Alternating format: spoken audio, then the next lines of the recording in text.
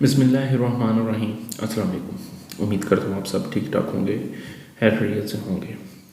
आज की वीडियो में बात करेंगे जी यूएस एम्बेसी का जो इंटरनल इन्वायरमेंट है या उसका अंदरूनी माहौल होता है वो किस तरह का होता है, क्योंकि इस बारे में जब आप वीज़ा इंटरव्यू के लिए जाते हैं तो एक बड़ा तजस्सुस होता है। जो ख़ासतौर पर फर्स्ट टाइम लोग जाते हैं उनके दिमाग में एक बड़ा सस्पेंस क्रिएट होता है जी, अंदर का माहौल कैसा होगा या फिर किस तरह हम इंटरव्यू में जाएंगे, कौन सी मुश्किलात जो अब देखनी पड़ेंगी, हमें डॉक्यूमेंट्स पता नहीं कौन कौन से चाहिए होंगे।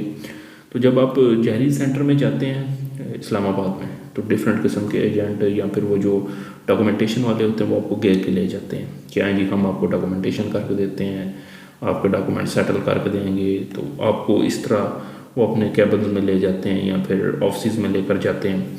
वहाँ पर आपको जी एक 2 फोटो कॉपी करके देंगे, साथ अटैच करके जी ये डॉक्यूमेंट्स आपने लेके जाने 1000-1500 हमारे हवाले कर दें। तो इससे रिलेटेड डॉक्यूमेंटेशन से रिलेटेड मैंने प्रॉपर एक वीडियो जो है ना यूएस से रिलेटेड बनाई हुई है, जिसमें आपको सारे डॉक्यूमेंट्स का जो मैंने बताया हुआ है कि ये डॉक्यूमेंट्स आपने वीज़ा इंटरव्यू के लिए लेके जाने हैं। उसमें मैंने विजिटर वीज़ा के बारे में भी बताया है और जो स्टडी वीज़ा है उसके बारे में भी बताया है कि ये डॉक्यूमेंट्स आपके पास मौजूद होने चाहिए। तो इंटरनल इन्वायरमेंट की बात करें तो इंटरनल इन्वायरमेंट में जो यूएस के वीज़ा ऑफिसर्स हैं जेन्युइन वो खुद वहाँ पर बैठे होते हैं। दूसरी एम्बेसीज़ की निस्बत जिस तरह के स्वीडन होगी या फिर यूनान की एम्बेसी होगी, इनमें हमारे पाकिस्तानी लोग होते हैं। ये आपसे क्वेश्चनिंग करते हैं, इनके पास पेपर्स अवेलेबल होते हैं या कंप्यूटर स्क्रीन अवेलेबल होती है, उसके मुताबिक आपसे क्वेश्चन पूछेंगे और वो आपका आंसर टाइप कर लेंगे। लेकिन जो यूएस एम्बेसी है वो सबसे डिफरेंट है, वो डिप्लोमेटिक इनक्लेव में है और उसमें जाने का तरीका ये है कि पहले आप डिप्लोमेटिक इनक्लेव में जाएंगे, वहाँ पर आप शटल सर्विस पकड़ेंगे। शटल सर्विस आपको आगे जो है लेकर जाएगी एम्बेसी तक। तो एम्बेसी के बाहर तक तो कोई बंदा भी जा सकता है शटल सर्विस पे करके, लेकिन एम्बेसी के अंदर वही बंदा जाएगा जो कि जिसके पास अपॉइंटमेंट अवेलेबल होगी। बाहर एक विंडो होगी, उस पर आप अपनी अपॉइंटमेंट कंफर्म करवाएंगे कि हाँ मेरे पास ये अपॉइंटमेंट लेटर है। तो वो आपको कंफर्म करने के बाद आपके DS-160 पे आपको एक स्टैम्प लगा के देंगे और आपकी वो है अपॉइंटमेंट अपने पास रख लेंगे। उसके बाद आप एम्बेसी में एंटर होंगे, फर्स्ट फ्लोर पे जाएंगे, वाया चेयर लिफ्ट के थ्रू भी आप जा सकते हैं, एलिवेटर या फिर सीढ़ियों के थ्रू भी आप जा सकते हैं। ठीक हो गया। जैसे ही आप जाएंगे वहाँ पर फ्रंट पर एक दरवाज़ा होगा आपके सामने। आपकी किस्मत हुई तो वहाँ पर लाइन नहीं होगी और आपकी किस्मत ख़राब हुई तो वहाँ पर बहुत लंबी लाइन होगी।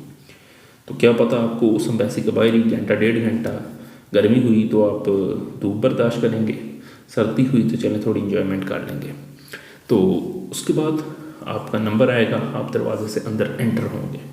वहाँ पर आपको 3 काउंटर या 4 काउंटर नज़र आएंगे और 5 या 6 भी हो सकते हैं, जितने उन्होंने जो है ना अपने हिसाब से अरेंज करना होते हैं वो कर लेते हैं, क्योंकि 5-6 काउंटर होते हैं। जो इमिग्रेंट वीज़ाज़ हैं उनको वो अलग डील कर रहे होते हैं दूसरी साइड पे, और जो इस तरफ होगा आपकी जिस तरफ से आप इंटरेस्ट है वहाँ पर आप नॉन इमिग्रेंट वीज़ाज़ को जो है ना डील कर रहे होते हैं। विजिटर वीज़ा हो गया या फिर आपका दूसरा वीज़ा जो कहते हैं स्टडी वीज़ा हो गया।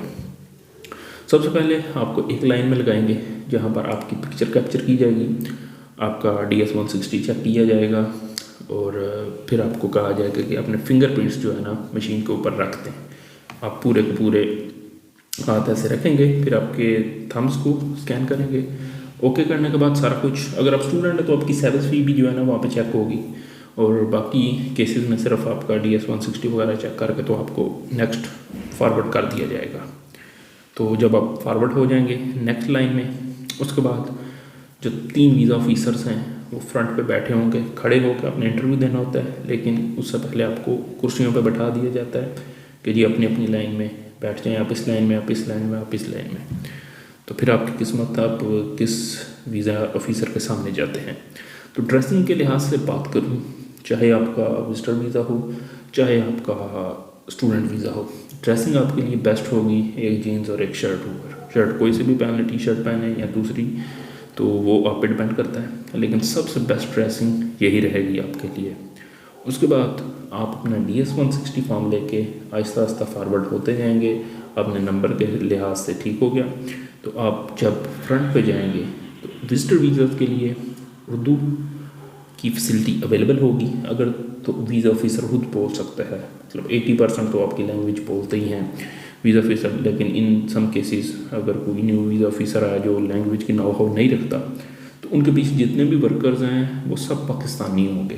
اسی کیبن کی بیک سائڈ پہ جتنے بھی لوگ کام کر رہے ہوں گے وہ سب پاکستانی ہوں گے. جو آپ کو لائن میں لگائیں گے یا آگے پیچھے سیکیورٹی سب پاکستانیوں کی ہوگی. تو اس کے بعد آپ ویزا آفیسر تک پہنچیں گے. اسٹڈی ویزا کے لیے آپ انگلش میں جو ہے اپنا انٹرویو دیں گے. وزٹر ویزا میں آپ ان کو کہہ سکتے ہیں کہ میں اردو میں جو ہے نا آپ کو ویزا انٹرویو دینا چاہوں گا. اس کے بعد آپ ان کو جب DS-160 پکڑاتے ہیں، DS-160 کو وہ اسکین کرتے ہیں، پھر جو کچھ آپ نے آن لائن لکھا ہوا ہے ان کے سامنے آ جاتا ہے. اسی میں سے آپ سے کوشچن نکال کے پوچھیں گے. تو جتنی بہتر طریقے سے آپ اس کا آنسر کریں گے یا پھر ویزا آفیسر کو کنونس کریں گے اچھے طریقے سے، جینولی پریزنٹ کریں گے خود کو، وہ آپ کے لیے بیسٹ رہے گا.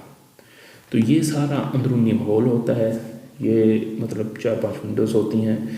ایک میں آپ کا جو فنگر پرنٹس وغیرہ، آگے آپ کے جو ویزا انٹرویو یا کوسچننگ وغیرہ. تو کوئی اتنی زیادہ ایشو نہیں ہوتا.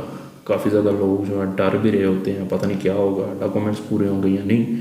تو میں نے ڈاکومنٹس کے لیے باقاعدہ پوری ویڈیو بنائی ہوئی ہے جس میں نے پراپر ڈاکومنٹس دکھائے ہیں کہ اس طرح کا DS-160 ہوتا ہے، اس طرح کی سیوز فی ہوتی ہے، اس طرح کا I-20 فارم ہوتا ہے.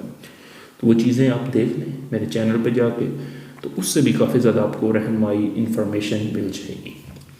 تو امید ہے ویڈیو آپ کے لیے ہیلپ فل ہوگی. اس کے علاوہ کوئی کوسچن اور کمنٹ باکس میں ضرور پوچھیں. تو انشاءاللہ ملتے ہیں نیو ویڈیو میں. اللہ حافظ.